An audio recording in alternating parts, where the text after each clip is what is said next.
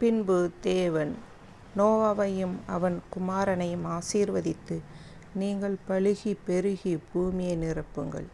உங்களை பற்றிய பயமும் அச்சமும் பூமியில் உள்ள சகல மிருகங்களுக்கும் ஆகாயத்தில் உள்ள சகல பறவைகளுக்கும் உண்டாயிருக்கும். பூமியிலே நடமாடுகிற யாவும் சமுத்திரத்தின் மச்சங்கள் யாவும் உங்களுக்கு கையளிக்கப்பட்டன. நடமாடுகிற ஜீவ ஜந்துக்கள் உணவும் உங்களுக்கு ஆகாரமாய் இருப்பதாக. பசும் பூண்டுகளை உங்களுக்கு தந்தது போல அவைகள் எல்லாவற்றையும் உங்களுக்கு தந்தேன். மாம்சத்தை அதன் உயிராகிய இரத்தத்தோடே புசிக்க வேண்டாம். உங்களுக்கு உயிராயிருக்கிற உங்கள் இரத்தத்திற்காக பழி வாங்குவேன். சகல ஜீவ ஜந்துக்களிலும் மனுஷரிடத்திலும் பழி வாங்குவேன். மனுஷருடைய உயிருக்காக அவனவன் சகோதரனிடத்தில் பழி வாங்குவேன். மனுஷன் தேவ சாயலில் உண்டாக்கப்பட்டபடியால் மனுஷனுடைய இரத்தத்தை எவன் சிந்துகிறானோ அவனுடைய இரத்தம் மனுஷராலே சிந்தப்பட கடவது. நீங்கள் பலுகி பெருகி பூமியிலே திரளாய் வர்த்தித்து விருத்தியாகுங்கள் என்றார். பின்னும் தேவன் நோவாவையும் அவன் குமாரரையும் நோக்கி, நான் உங்களோடும் உங்களுக்கு பின்வரும் உங்கள் சந்ததியாரோடும் உங்களோட கூட பேழையிலிருந்து புறப்பட்ட சகல ஜீவ ஜந்துக்கள் இனி பூமியில் உண்டாகப் போகிற சகல ஜீவ ஜந்துக்கள் பரிந்தேயம் பறவைகளோடும் நாட்டு மிருகங்களோடும் உங்களிடத்தில் இருக்கிற பூமியில் உள்ள சகல காட்டு மிருகங்களோடும் என் உடன்படிக்கையை ஏற்படுத்துகிறேன். இனி மாம்சமானவைகளெல்லாம் ஜலப்பிரயத்தினால் சங்கரிக்கப்படுவதில்லை என்றும் பூமியை அழிக்க இனி ஜலப்பிரளயம் உண்டாகவதில்லை என்றும் உங்களோட கூட என் உடன்படிக்கையை ஏற்படுத்துகிறேன் என்றார்.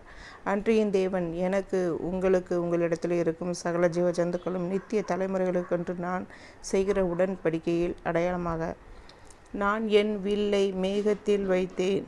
அது எனக்கு பூமிக்கும் உண்டான உடன்படிக்கைக்கும் அடையாளமாய் இருக்கும். நான் பூமிக்கு மேலாய் மேகத்தை வருவிக்கும்போது அந்த வில் மேகத்தில் தோன்றும். அப்பொழுது எல்லா மாம்ச ஜீவன்களை அழிக்க இனி ஜலமானது பிரளயமாக பெருகாதபடிக்கு எனக்கும் உங்களுக்கும் மாம்சமான சகல ஜீவ ஜந்துக்களுக்கும் உண்டான என் உடன்படிக்கையை நினைவு கூறுவேன். அந்த வில் மேகத்தில் தோன்றும் போது தேவனுக்கு பூமியின் மேலுள்ள சகலவித மாம்ச ஜீவன்களுக்கு உண்டான நித்திய உடன்படிக்கையை நான் நினைவு கூறும்படிக்கு அதை நோக்கி பார்ப்பேன். இது எனக்கும் பூமியின் மேலுள்ள மாம்சமான யாவருக்கும் ஏற்படுத்தின உடன்படிக்கையின் அடையாளமாக என்று நோவாவோட கூட சொன்னார். பேழையிலிருந்து புறப்பட்ட நோவாவின் குமாரர் சேம், காம், யாபேத் என்பவர்களே. காம் கானானுக்கு தகப்பன். இம்மூன்றாம் நோவாவின் குமாரர். இவர்களாலே பூமி எங்கும் ஜனங்கள் பரம்பினார்கள். நோவா பயிரிடனாகி திராட்சை தோட்டத்தை நாட்டினார். அவன் திராட்சரசத்தை குடித்து வெறிகொண்டு தன் கூடாரத்தில் வஸ்திரம் விலகி படுத்திருந்தான். அப்பொழுது கானானுக்கு தகப்பனாகிய காம் தன் தகப்பனுடைய நிர்வாணத்தை கண்டு வெளியில் இருந்த தன் சகோதரர் இருவருக்கும் அறிவித்தான். அப்பொழுது சேமும் யாபேத்தும் ஒரு வஸ்திரத்தை எடுத்து தங்கள் இருவருடைய தோள் மேலும் போட்டுக்கொண்டு பின்னிட்டு வந்து தங்கள் தகப்பனுடைய நிர்வாணத்தை மூடினார்கள். அவர்கள் எதிர்மூலமாய் போகாதபடிக்கு தங்கள் தகப்பனுடைய நிர்வாணத்தை காணவில்லை. நோவா திராட்சரசத்தின் வெறி தெளிந்து விழித்தபோது தன் இளைய குமாரன் தனக்கு செய்ததை அறிந்து, கானான் சபிக்கப்பட்டவன், தன் சகோதரனிடத்தில் அடிமைகளுக்கு அடிமையாய் இருப்பான் என்றார்.